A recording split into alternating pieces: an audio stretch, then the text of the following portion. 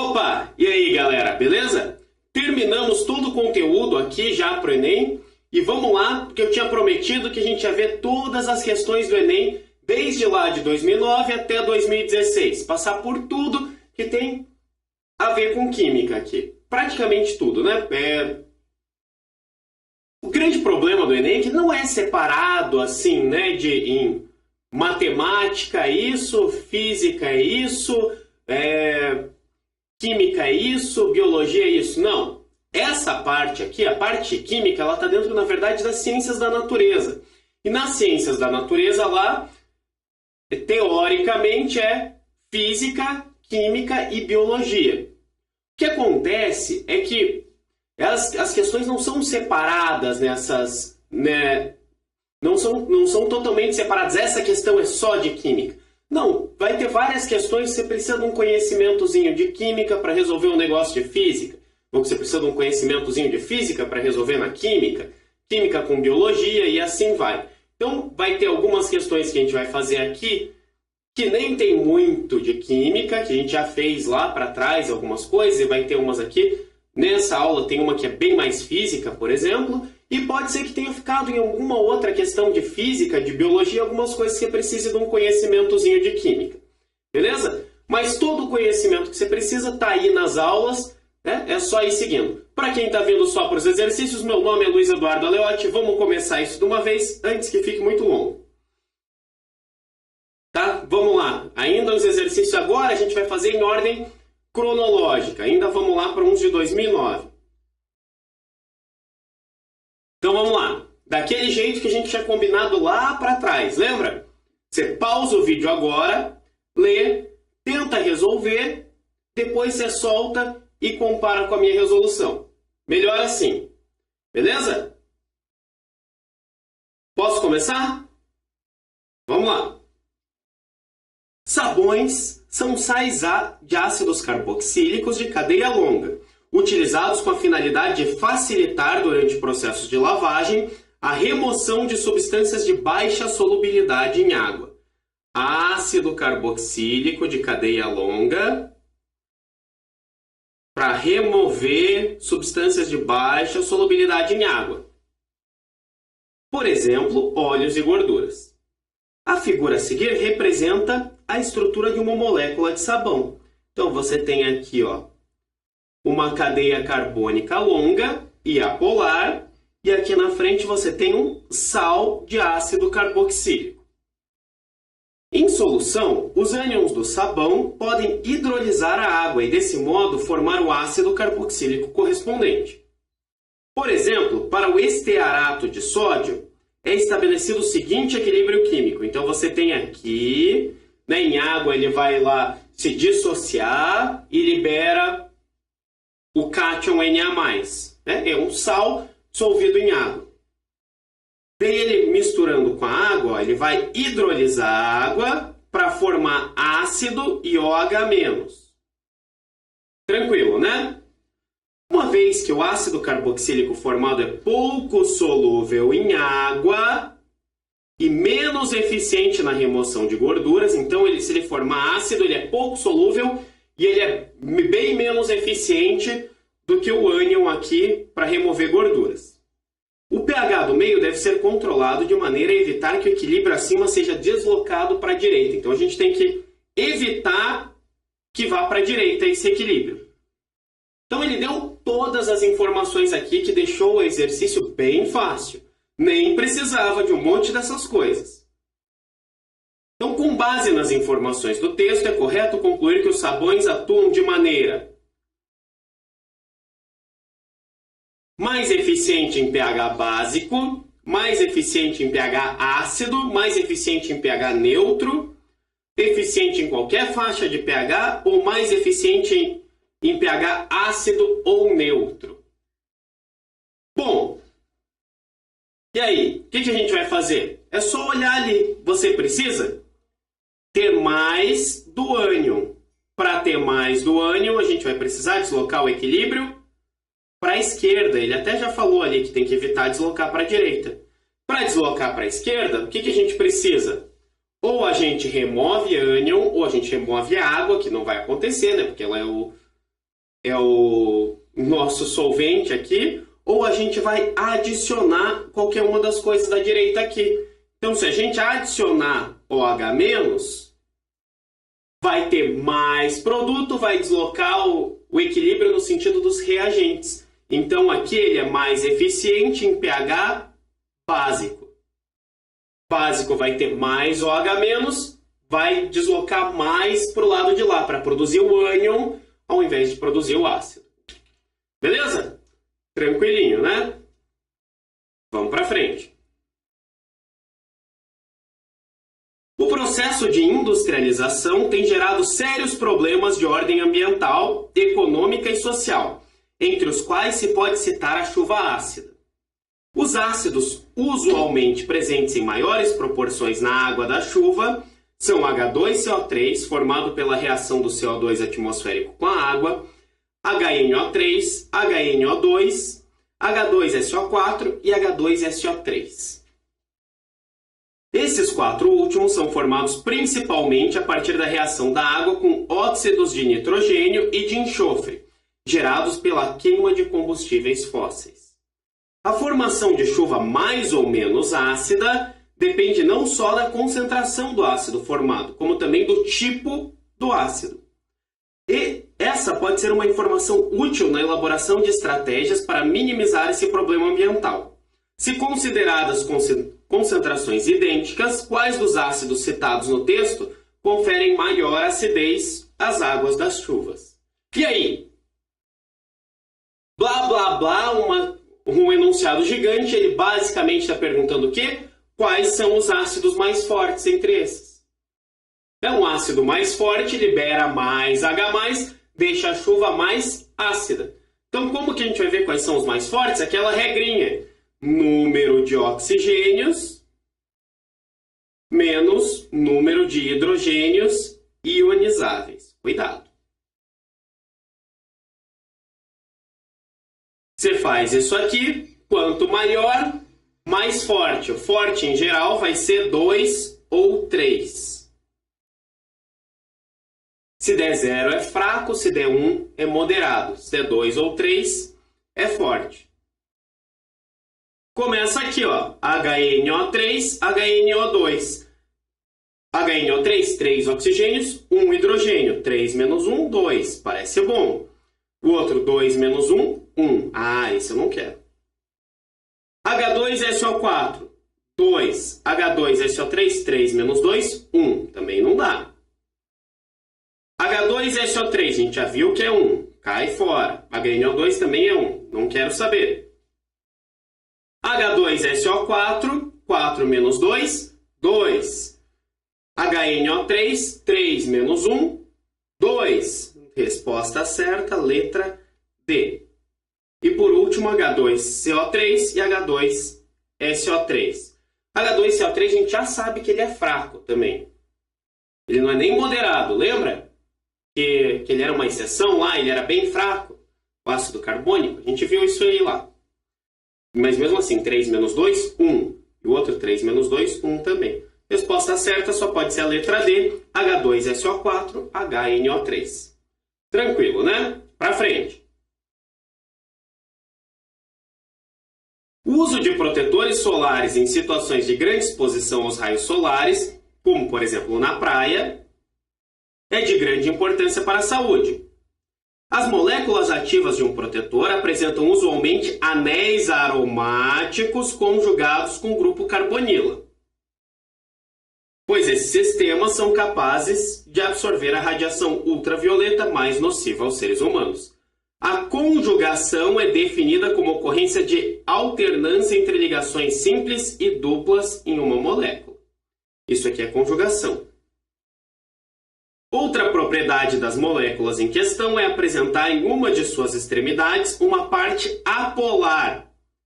Então, uma das suas extremidades tem uma parte apolar, responsável por reduzir a solubilidade do composto em água, o que impede sua rápida remoção quando do contato com a água.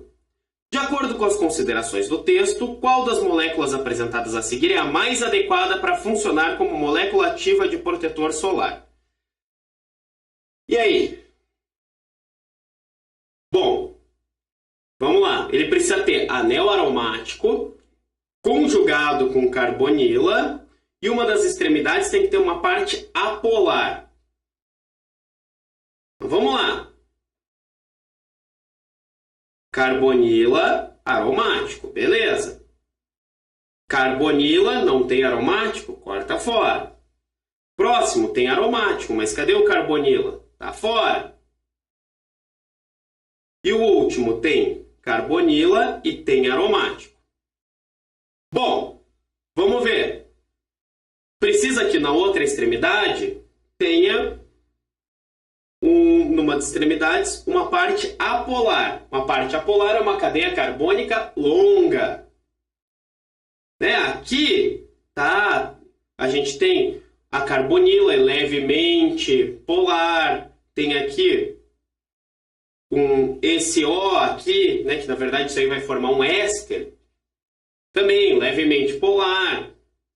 Tem oxigênio aqui, também levemente polar. Aonde que está essa parte apolar? Ó, aqui ou aqui. O A não tem OH, ó. OH é bem polar, é uma molécula pequena. Podemos cortar fora esse A.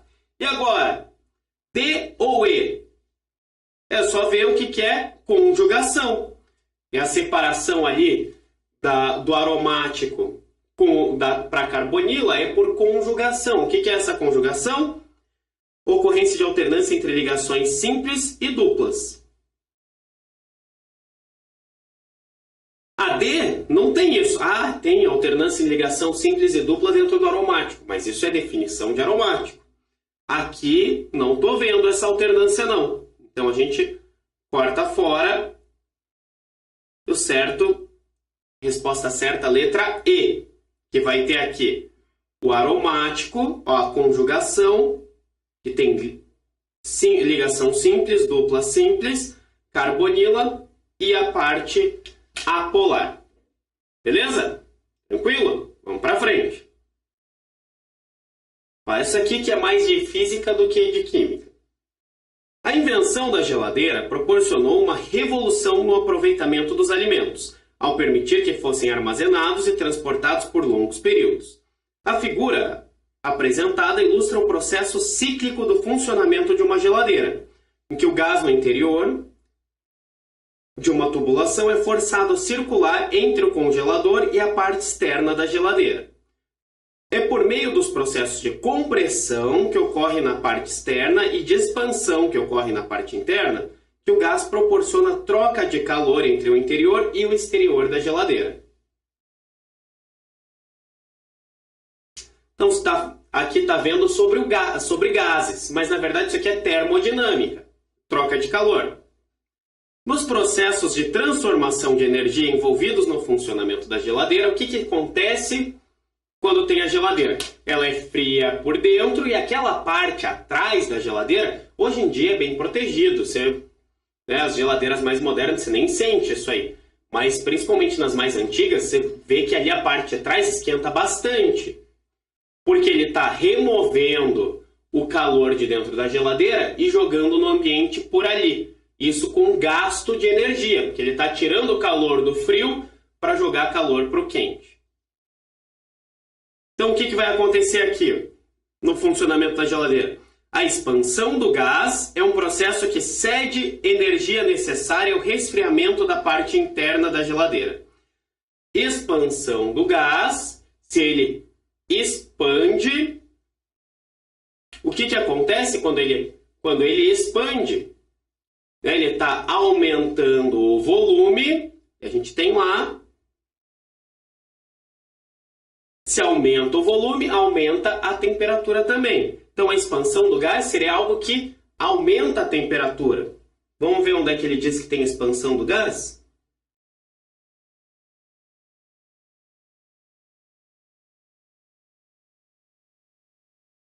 Por meio dos processos de compressão ocorre fora e expansão ocorre dentro. Expansão era para aumentar a temperatura. Ele não cede energia, né? Ele não consegue diminuir a energia no interior por causa disso. Tem outras propriedades que acontecem aí, mas não é esse o caso.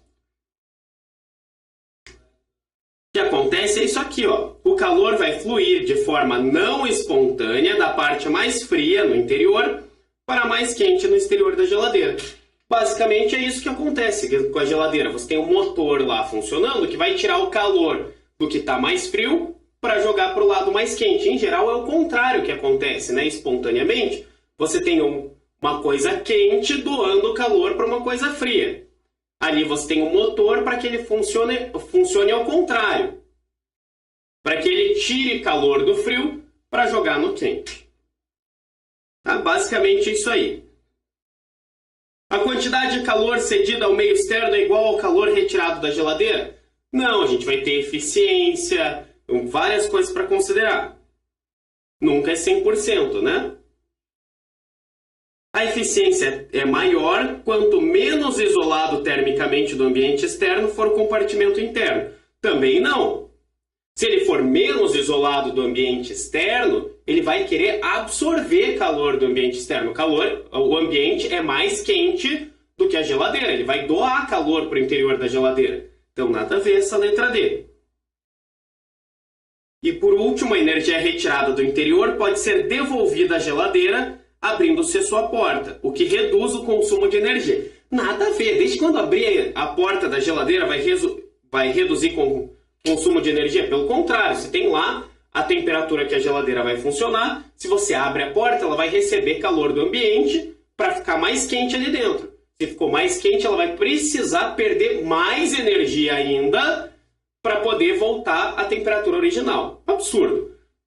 Essa questão é mais de física do que química e mais ainda de bom senso. Porque a maior parte das coisas era um absurdo. Beleza? Vamos lá. Na manipulação em escala nanométrica, nano é quanto? 10 a menos 9 metros. Bem pequeno.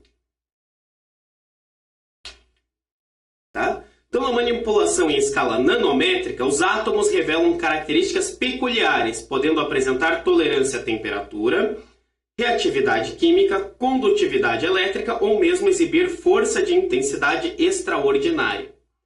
Essas características explicam o interesse industrial pelos nanomateriais, que estão sendo muito pesquisados em diversas áreas, desde o desenvolvimento de cosméticos, tintas e tecidos, até o de terapias contra o câncer. A utilização de nanopartículas na indústria e na medicina requer estudos mais detalhados, pois... Por que precisa? Também é uma questão mais de bom senso do que de qualquer coisa. As partículas, quanto menores, mais potentes e radioativas se tornam. Tem a ver isso. Radioatividade é uma propriedade do átomo e tal. Lembra? A gente viu lá a radioatividade. Quer dizer que quanto menor a partícula é mais radioativa? Nada a ver. Por quê? Faz o menor sentido. Sim, se você pensar que as partículas já radioativas, as menores são as mais perigosas, né? A gama é a mais perigosa, depois a beta, a alfa é a menos perigosa. Mas aí, se você está pensando nisso, você está confundindo uma coisa com outra totalmente nada a ver. Aqui a gente está falando de uma partícula genérica, não de uma partícula já radioativa. E não é porque é menor que é mais radioativa. Sim, a menor penetra mais lá quando a gente falou de radioatividade. Mas nada a ver, não confunda as coisas. Próximo. As partículas podem ser manipuladas, mas não caracterizadas com a atual tecnologia. Como não? Não tem um acelerador de partículas lá, que eles fazem com partículas bem pequenas lá, né, para bater átomos, pedaços de átomos, nem se preocupe em tentar entender o que acontece lá. Mas, né, você sabe que eles trabalham com coisas muito pequenas, não é? Tem nada a ver de você falar que essas partículas podem ser manipuladas, mas não caracterizadas. C. Propriedades biológicas das partículas somente podem ser testadas em micro-organismos. Não necessariamente só podem ser testadas em micro-organismos. E por que isso é o problema de usar nanopartícula? né? Podemos testar em micro-organismo à vontade. Né? D. As partículas podem atravessar poros e canais celulares, o que poderia causar impactos desconhecidos aos seres vivos e até mesmo aos ecossistemas. Só pode ser essa aqui a resposta certa. Tá? Ele é menor do que a membrana da célula, ele consegue atravessar poros. Essas nanopartículas vão atravessar poros, canais celulares e pode ser que tragam algum problema para a célula em si. Por último, o organismo humano apresenta imunidade contra partículas tão pequenas, já que apresentam a mesma dimensão das bactérias. A gente é imune a bactérias? Não é. Isso já pode cortar fora. Mas tá. Pode ser, o nosso organismo pode apresentar imunidade, pode criar anticorpos contra várias nanopartículas, mas não é porque ela é pequena e do tamanho da bactéria. Não tem nada a ver. Você fala, é o tamanho do negócio que ativa o nosso sistema imune? Nada a ver, né, galera? Sim, a gente pode apresentar imunidade, ter anticorpos contra várias coisas de nanopartículas, mas não só porque é pequeno. A gente apresenta isso contra praticamente de tudo. Você consegue, né, não vamos entrar em detalhes como é que funciona o sistema imunológico, isso aí é lá para a biologia. Mas você sabe que a gente consegue criar imunidade contra várias coisas do ambiente. Não é pelo tamanho, nada a ver.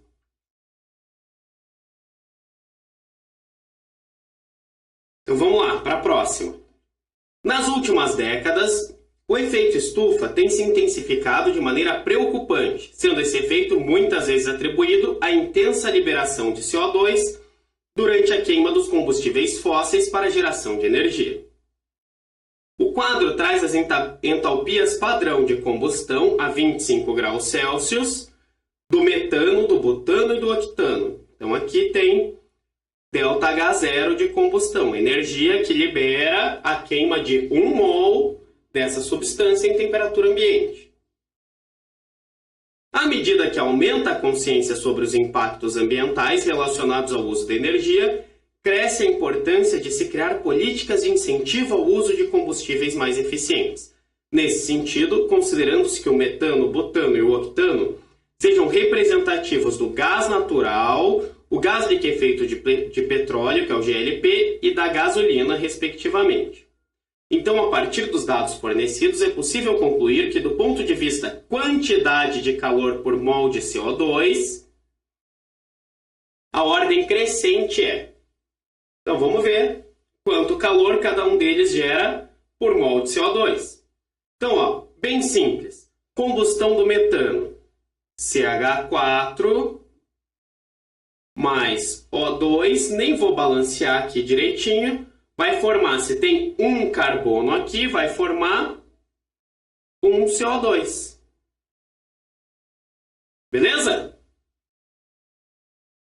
Então, 1 mol de CH4 gera 1 mol de CO2. 1 mol de CH4 libera 890 kJ, né? Menos 890 kJ por mol. Então, você vai liberar 890 kJ dividido pela quantidade de gás carbônico, vão ser 890 kJ por mol de CO2. Tranquilo aqui, né? Vamos para o butano. C4H10 mais O2 vai gerar, tem 4 carbonos, vai gerar 4 CO2. Tá, tinha mais H2O aqui para cima. Também tem mais H2O, mas aqui não importa para a gente.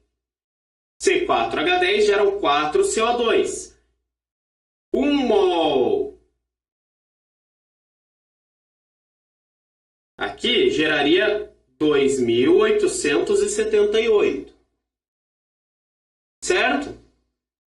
Mas a gente vai... Mas em 1 mol desses geram 4 de gás carbônico. Então, vamos dividir isso aí por 4.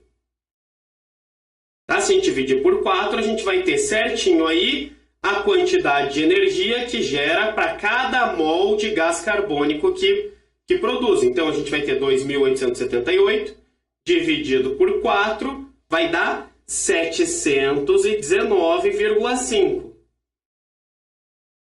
719,5 kJ por mol de CO2. Opa, esse aqui já é menos eficiente.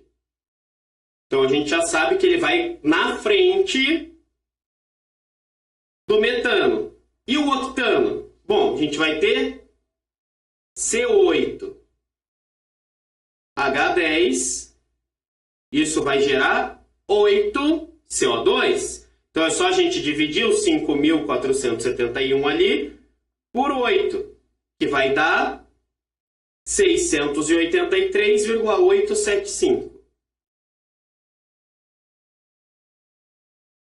quilojoules por mol de CO2. Então, o menos eficiente é a gasolina, depois o GLP e, por último, o gás natural. É o mais eficiente. Então, a gente vai pegar letra A, gasolina, GLP, gás natural, porque isso é uma ordem crescente, do menor para o maior. Tranquilo, né? Só dividir a quantidade de carbonos ali. Vamos para frente. Entramos em 2010. Olha lá. Sob pressão normal, ao nível do mar, a água entra em ebulição na temperatura de 100 graus Celsius. Não me diga. Tendo por base essa informação, um garoto residente em uma cidade litorânea fez a seguinte experiência. Ele colocou uma caneca metálica contendo água no fogareiro do fogão na sua casa. Quando a água começou a ferver, quando chegou em 100 graus, ele colocou cuidadosamente a extremidade mais estreita de uma seringa de injeção, sem agulha, na superfície do líquido e, erguendo o êmbolo da seringa, aspirou certa quantidade de água para o interior e tampou em seguida. Então ele foi lá, pegou uma seringa, ferveu água, pegou e colocou a água fervendo na seringa e tampou, com a água lá dentro ainda. Após alguns instantes, ele verificou que que a água da seringa havia parado de ferver. Então a água ali parou de ferver. Por quê? Porque acabou esfriando, né?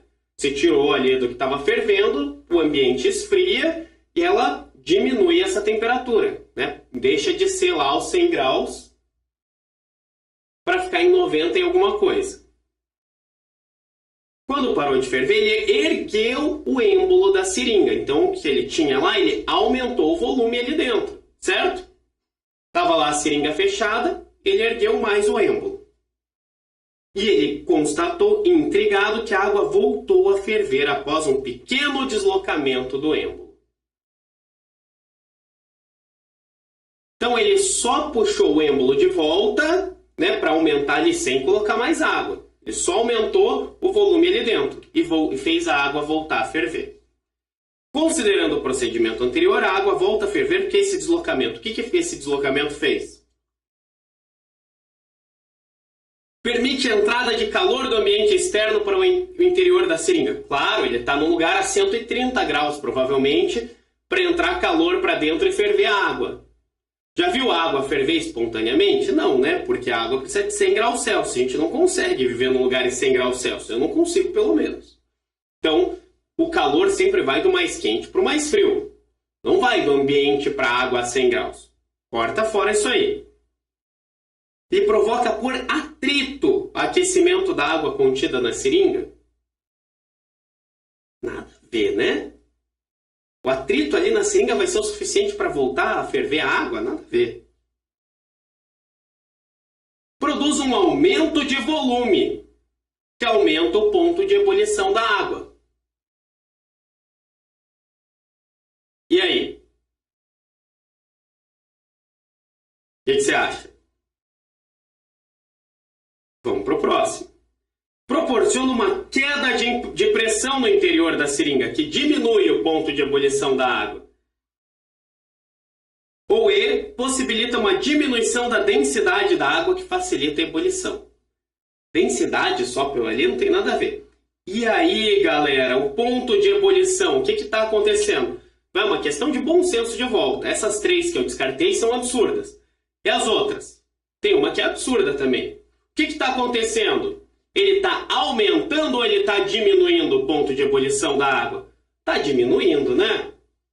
Ela estava a 100 graus, diminuiu um pouquinho para 90 e pouco, e ele, quando puxou o êmbolo, ele fez ferver naquela temperatura, ele não aumentou a temperatura da água. Então a água agora está fervendo a 98 graus. Se está fervendo a 98 graus é porque teve uma diminuição no ponto de ebulição da água. Resposta certa, letra D. Se tivesse um aumento na ebulição, no ponto de ebulição da água, ela não ia ferver, ela ia ferver só lá, 101, 102, 105 graus. Ia ter que aquecer mais ainda. E aí, teve uma queda de pressão? Teve, né? Lembra do PV igual a PV. Se você está levantando o êmbolo, você está aumentando o volume. Se aumenta o volume, você vai ter que diminuir a pressão. Resposta certa é essa letra D. Beleza? Vamos para frente. As misturas efervescentes em pó ou em comprimido são comuns para a administração da vitamina C ou medicamentos para azia. Essa forma farmacêutica sólida foi desenvolvida para facilitar o transporte, aumentar a estabilidade de substâncias e, quando em solução, acelerar a absorção do fármaco pelo organismo. As matérias-primas que atuam na efervescência são, em geral, o ácido tartárico ou ácido cítrico, que reagem com um sal de caráter básico, como o bicarbonato de sódio, quando em contato com água. A partir do contato da mistura efervescente com a água, ocorre uma série de reações químicas simultâneas. Liberação de íons, formação de ácido, liberação do gás carbônico, e que gera efervescência. As equações a seguir representam as etapas da reação da mistura efervescente na água, em que foram omitidos os estados de agregação dos reagentes, e H3A representa o ácido cítrico. Então são essas 4 reações aqui. NaHCO3 liberando Na+, e HCO3-. H2CO3 formando H2O e CO2.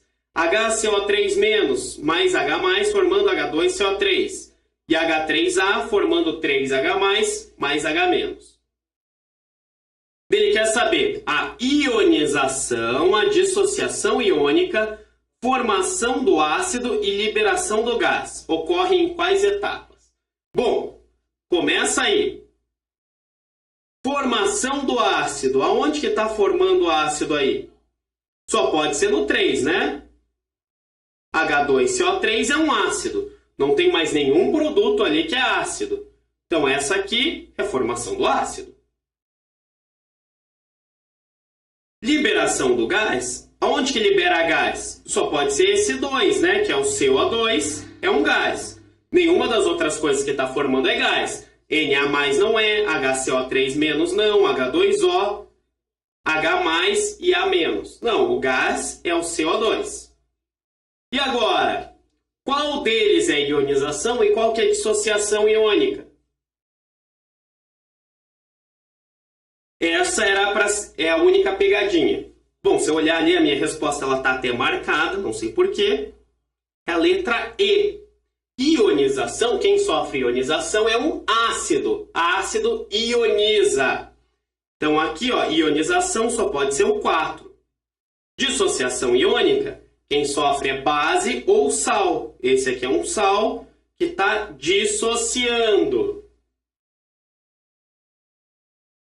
Então só pode ser, é o 1 aqui. Daí 3, formação do ácido e 4, liberação do gás. Bem tranquilinho, né? Só entender o que está acontecendo aqui nas reações.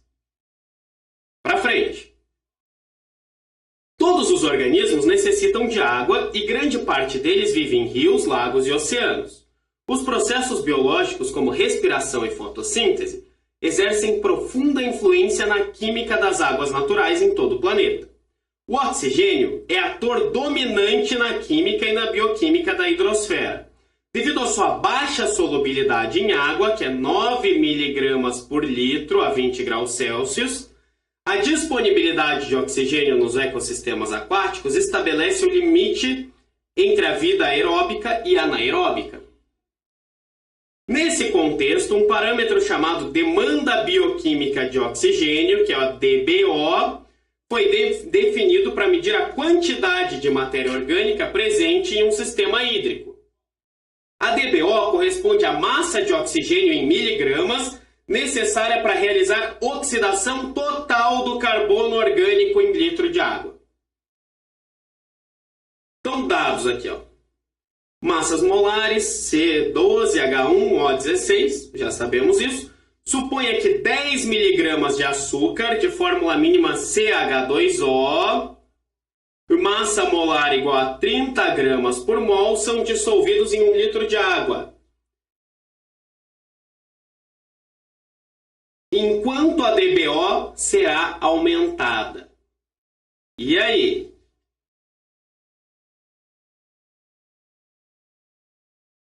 Vamos lá. Então, você tem um açúcar. Se você tem CH2O,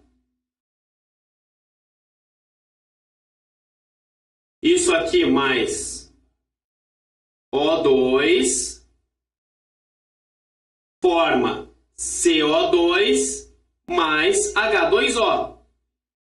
Certo? É isso aí, né? Seria uma combustão. Essa é a oxidação completa. E aí?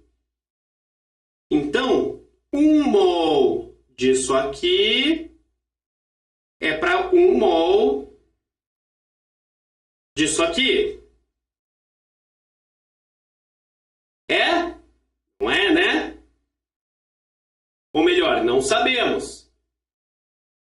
Esse aqui, ele tem 30 gramas por mol, é a massa molar dele.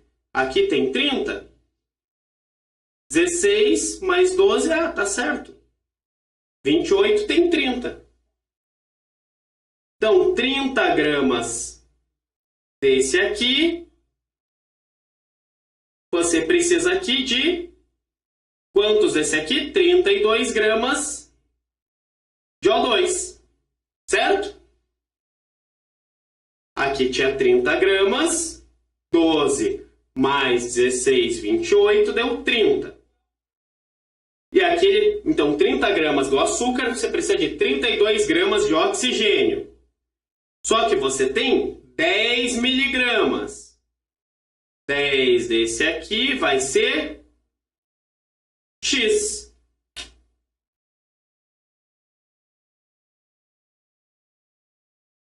Certo? Vamos ver se é isso mesmo.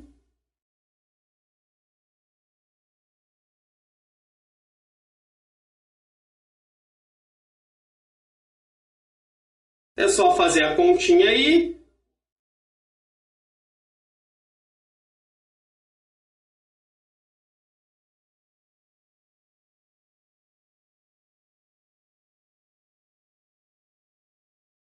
Né? E é bem simples, na verdade. Aqui, você nem precisa fazer a conta. Né? Precisa fazer a conta? O que você acha? A nossa resposta certa é a letra E. Mas precisa de continha? Não precisa, galera. Olha só. 30 gramas desse precisa de 32 gramas desse. Então é um pouquinho a mais. 10 miligramas desse aqui vai precisar de pouco mais do que 10 miligramas desse aqui. E todo o resto é menos. Certo? Resposta certa, letra E. E vamos para frente. Vamos lá. No que tange a tecnologia de combustíveis alternativos, muitos especialistas em energia acreditam que os alcoóis vão crescer em importância em um futuro próximo. Realmente, alcoóis como metanol e etanol têm encontrado alguns nichos para uso doméstico, como combustíveis, há muitas décadas e recentemente vem obtendo uma aceitação cada vez maior como aditivos ou mesmo como substitutos para a gasolina em veículos. Algumas das propriedades físicas desses combustíveis são mostradas no quadro seguinte. Então, mostra que a densidade dos dois é igual e o calor de combustão do metanol 726 do etanol 1367. Considerando que em pequenos volumes o custo de produção de ambos os alcoóis seja o mesmo, dessa forma, do ponto de vista econômico, é mais vantajoso. Qual que é mais vantajoso utilizar? Vamos ler as opções. Metanol, pois sua combustão completa fornece aproximadamente 22,7 kJ de energia por litro de combustível queimado. Então, ele quer que a gente faça aqui quanto de energia ele fornece por litro. Então, vamos lá. Deixa eu ver se eu deixei espaço. Não. Metanol. Ele forma aqui 726 quilojoules por mol. Mas eu não quero saber por mol, eu quero saber por litro. Como é que eu faço isso aí? Só você ver certinho. Primeiro, vamos lá. É só você fazer as conversões. 1 mol dele são quantos gramas?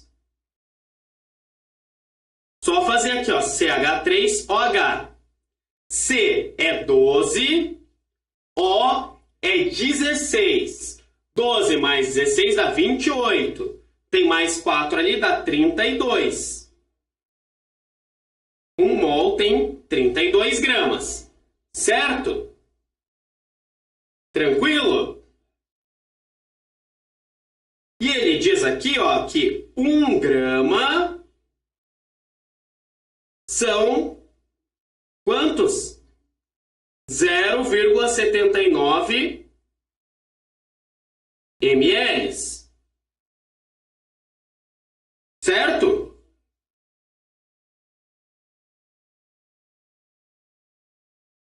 É isso que está dizendo aqui?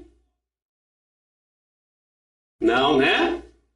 Não é isso aí, não. Muito cuidado. Eu tenho que tomar cuidado quando está fazendo. É 0,79 gramas tem 1 ml. Então, 32 gramas tem quantos ml? X. É só fazer a continha.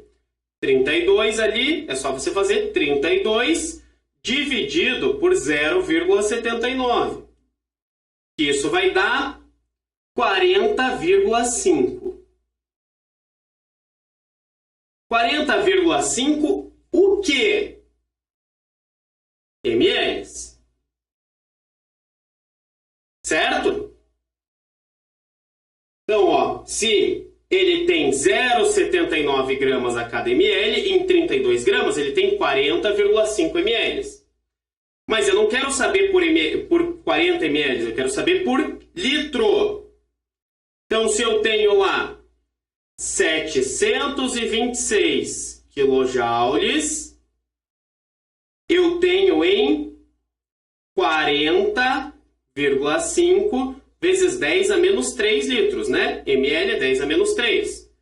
Então, eu quero saber quantos que eu tenho em 1 litro. Então, a gente só vai fazer isso aqui, essa divisãozinha. 726 dividido por 40,5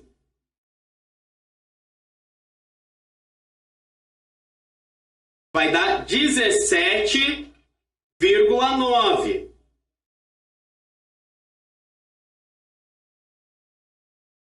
Certo?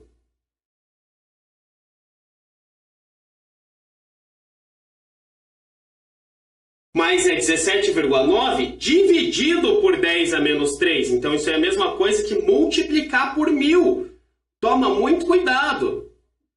17,9 dividido por 10 a menos 3, né, que vai dar a resposta disso aqui. Isso é a mesma coisa que você fazer 17,9 vezes 10 ao cubo.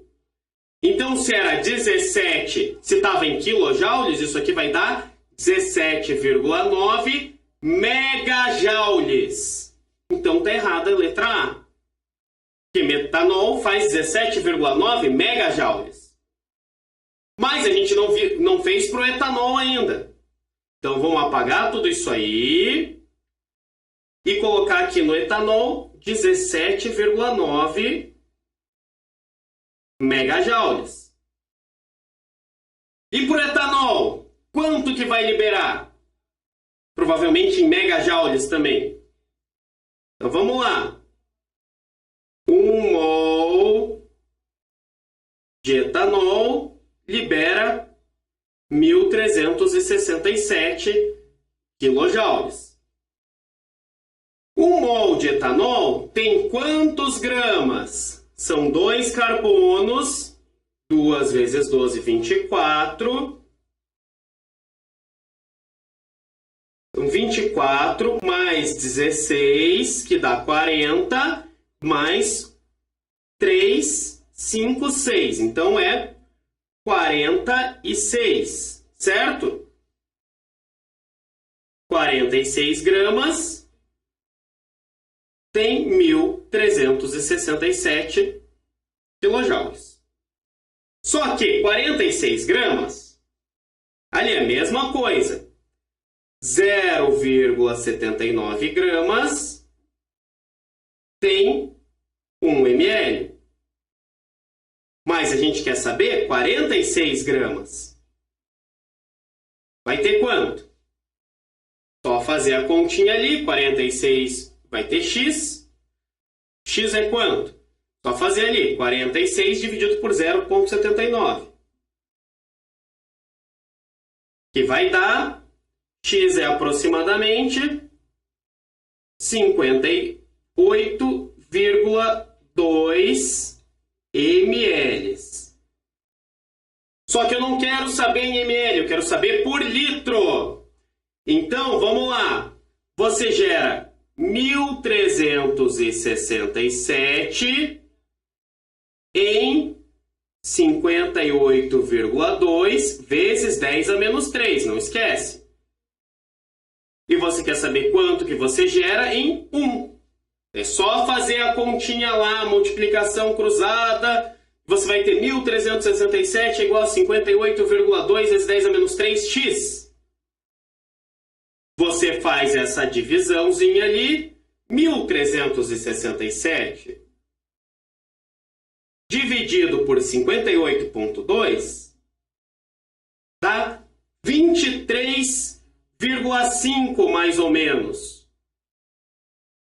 23,5 dividido ainda por 10 a menos 3. Esse 10 a menos 3 dividido vai passar para cima, igualzinho no metanol, e vai ser multiplicar por 10 ao cubo, multiplicar por 1.000. Então é 23,5 megajoules. Então o etanol é mais eficiente por litro, 23,5 megajoules por litro. O metanol faz 17,9 megajoules por litro. Então, a nossa resposta é a letra D. Etanol é mais vantajoso, pois a sua combustão completa fornece aproximadamente 23,5 megajoules de energia por litro de combustível. Beleza? Longuinha essa questão, eu sei, dá um pouco trabalhosa, mas é tranquila, né? Precisa saber matemática básica. Você não faz nada no Enem sem matemática básica. Para frente. No ano de 2004, diversas mortes de animais por envenenamento no Zoológico de São Paulo foram evidenciadas. Estudos técnicos apontam suspeita de intoxicação por monofluoracetato de sódio, conhecido como composto 1080 e ilegalmente comercializado como raticida. O monofluoracetato de sódio é derivado do ácido monofluoracético e age no organismo dos mamíferos, bloqueando o ciclo de Krebs, que pode levar à parada da respiração celular oxidativa e ao acúmulo de amônia na circulação. Esse aqui é o monofluoracetato de sódio. Como que ele pode ser obtido? Bom, ele vem do ácido monofluoracético. Então, ele vem do ácido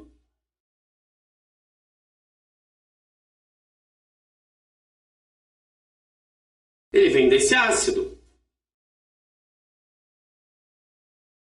Ele é uma base. Uma base não, mentira, ele é um sal orgânico. Ele vai ter que reagir com uma base, então, né? Um ácido mais uma base forma sal e água. Se é Na que tem aqui, com NaOH. Vai formar aquilo lá e água. Então, como que faz? Por desidratação do ácido monofluoracético com liberação de água. Não é desidratação, não sai H2O do ácido. Ele libera o H+, só. Hidrólise do ácido monofluoracético sem formação de água. Não, ele vai formar água, não é hidrólise. Perda de íons hidroxila do ácido monofluoracético com liberação de hidróxido de sódio. Da onde vai liberar hidróxido de sódio? Da onde que esse ácido tem hidróxido de sódio para liberar? Não faz sentido. Neutralização do ácido monofluoracético usando hidróxido de sódio com liberação de água. Bom senso. Ou substituição dos íons hidrogênio por sódio na estrutura do ácido monofluoracético, sem formação de água. Esse era o único que dava para pensar se você não lembrasse lá das aulas de ácidos lá para trás. Ácido mais base que forma sal mais água. Uma das coisas mais básicas da química. Resposta certa, letra D. Tá acabando, pessoal. Eu sei que é pesado, mas o bom é que você não precisa assistir tudo de uma vez. Não precisa fazer todos os exercícios de uma vez. Pode assistir um, daí ver o outro, né? Você vê que não tem essa continuidade. Vamos lá, esse é o penúltimo, eu acho. A composição média de uma bateria automotiva esgotada é de aproximadamente 32% de chumbo, 3% de PbO, 17% de PbO2, 36% de PbSO4. A média de massa da pasta residual de uma bateria usada é 6 kg, onde 19% é PbO2, 60% PbSO4 e 21% é Pb. Entre todos os compostos de chumbo presentes na pasta, o que mais preocupa é o sulfato de chumbo 2. Pois nos processos pirometalúrgicos, em que compostos de chumbo, placas de bateria, são fundidos, há conversão de sulfato em dióxido de enxofre, gás muito poluente. Então esse aí é o problema. Para reduzir o problema das emissões de SO2, a indústria pode utilizar uma planta mista, ou seja, utilizar o processo hidrometalúrgico para dessulfuração antes da fusão do composto de chumbo. Nesse caso, a redução do sulfato presente em PbSO4 é feita via lixiviação com solução de carbonato de sódio, 1 molar a 45 graus, em que se obtém o carbonato de chumbo com rendimento de 91%. Após esse processo, o material segue para a fundição para obter chumbo metálico. Texto gigante. Eu sei, você não entendeu nada. Eu também não entendi direito. A gente já vai voltar para ver quais são as informações. Então a gente tem essa reação, ó, PbSO4, que é o que você quer eliminar, reagindo com Na2CO3 para formar PbCO3 mais Na2SO4, para você não liberar, não formar SO2, não emitir SO2. Segundo as condições do processo apresentado, para obtenção de carbonato de chumbo, esse aqui, carbonato de chumbo 2, por meio da lixiviação por carbonato de sódio, considerando uma massa de pasta residual de uma bateria de 6 kg, tem aqui massa é 6 kg. Qual a quantidade aproximada de quilogramas de PbSO3 é formada? Então você quer saber quanto que você obtém desse PbSO3 a partir dos 6 kg. É simples, galera. Primeiro, 6 kg do quê? De pasta de bateria residual. Só que o que vem da pasta de bateria? Não é o PbSO4? É ele que importa. Primeiro, a gente tem que ver se está balanceado isso aí. Vamos lá. PB, SO4, SO4, Na2, Na2, CO3, CO3. Bem tranquilo o balanceamento, tá certinho. Então ele quer saber quanto de PbSO3 é formado a partir do PbSO4. E aqui a gente tem um grande problema. Tá? Eu não sei se tinha na prova, mas não tem aqui a massa do chumbo. O chumbo a gente não sabe normalmente. E aí? Bom, eu sei que é 207, mas se não tiver na prova, não sei como fazer. Né? Não acho que seja um elemento que você precisa decorar. Né? É engraçado que nos exercícios anteriores ele estava dando ali massa do carbono, massa do oxigênio, massa do hidrogênio. Ele deve ter dado em algum outro ponto da prova essa massa desse chumbo. Enfim, vamos lá. PbSO4, mas a gente tem 6 quilos do PbSO4? Não tem. Ó, volta lá. Média da massa de pasta residual de uma bateria é 60% PbSO4. Então começa aí que a gente tem massa do PbSO4 é 60%. A mesma coisa que fazer 0,6 vezes 6. Então a nossa massa aqui é 3,6 kg. Beleza? Então a gente tem 3,6 kg de PbSO4. Quantos que a gente vai formar de PbSO3? Bom, 1 mol PbCO3 de PbSO4 forma 1 mol de PbCO3. Você até poderia dizer X, porque tem X em outros, né, se não tiver o chumbo, mas eu acho que complica bastante. Eu acho que deveria dar a massa do chumbo, tá? Então, quanto que tem aqui? Eu quero saber quanto que forma com 3,6 kg. Bom, para isso eu preciso fazer aqui a massa molecular do PbSO4. É 207.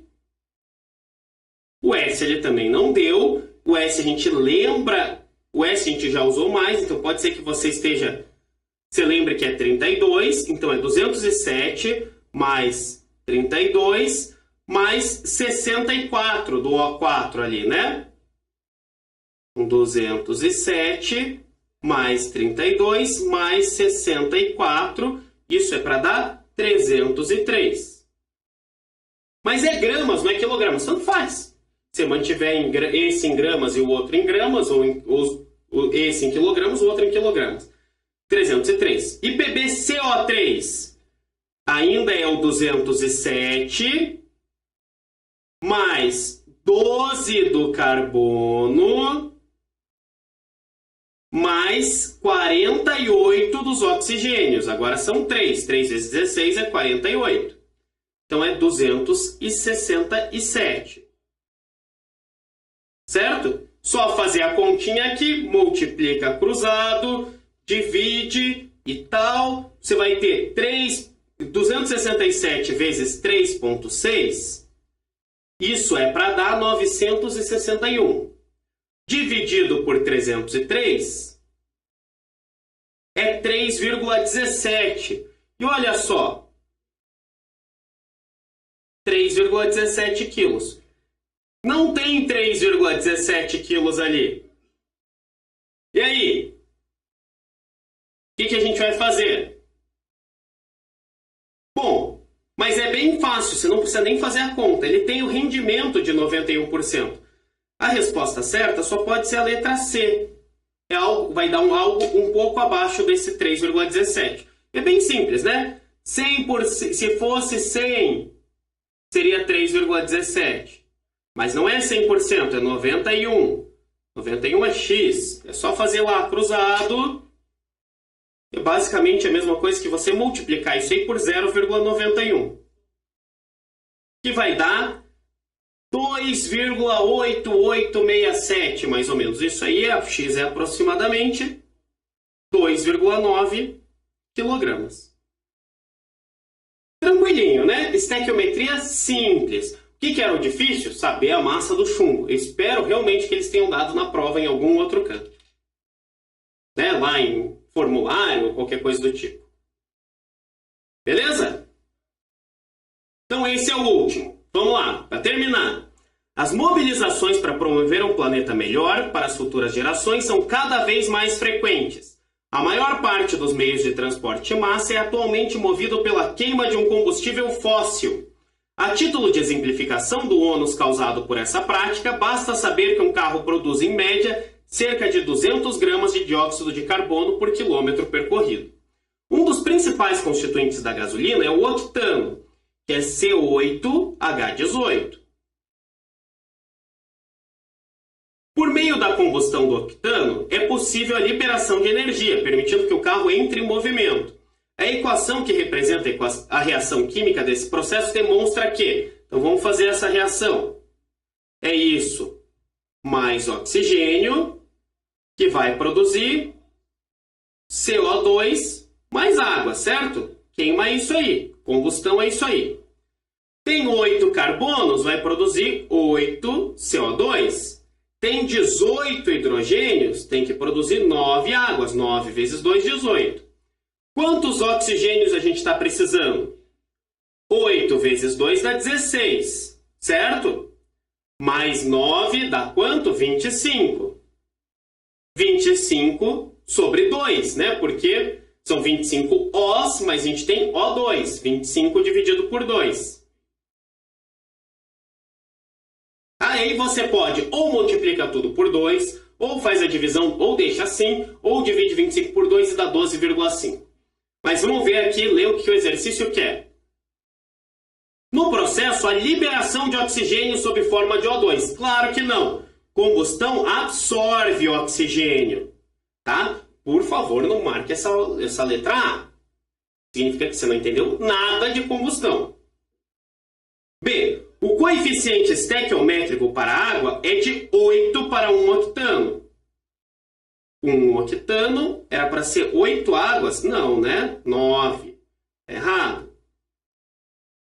C. No processo há consumo de água para que haja liberação de energia. Não, ele produz água. D. O coeficiente estequiométrico para o oxigênio é 12,5 para 1 de octano. Não é 12,5, é 25 dividido por 2. Então, você aprende a dividir por 2, você vai ver que isso é 12,5. A resposta certa, letra D. E por último, o coeficiente estequiométrico para o gás carbônico é 9 para 1. Não, ele é 8. Beleza, galera? Então é isso aí. Acabou a nossa primeira aula depois de bastante tempo, né? Uma aula de exercícios. Eu sei, foi longo, foi pesado, foi puxado, mas é assim que é o caminho, tá? Vai fazendo exercícios, vai estudando. Não adianta você só ver como eu faço, não. Isso você não vai aprender. Lá na hora eu não vou estar lá para segurar a tua caneta e fazer o teu exercício. Então você tem que tentar fazer, usa como base o que eu estou fazendo aqui, mas tem que tentar fazer, praticar e aprender. Beleza? Combinado? Vai estudando? Vai lá, tem dúvidas, entra lá no site da Cultive, pega lá o material, dá uma estudada, dá uma olhada nos vídeos anteriores para tirar suas dúvidas, dá uma estudada nas outras matérias que são importantes também, dá uma olhada lá no fórum de dúvidas, vamos solucionar esses problemas aí, beleza? Então é isso aí, galera, valeu pela atenção mais uma vez e até a próxima. Fui!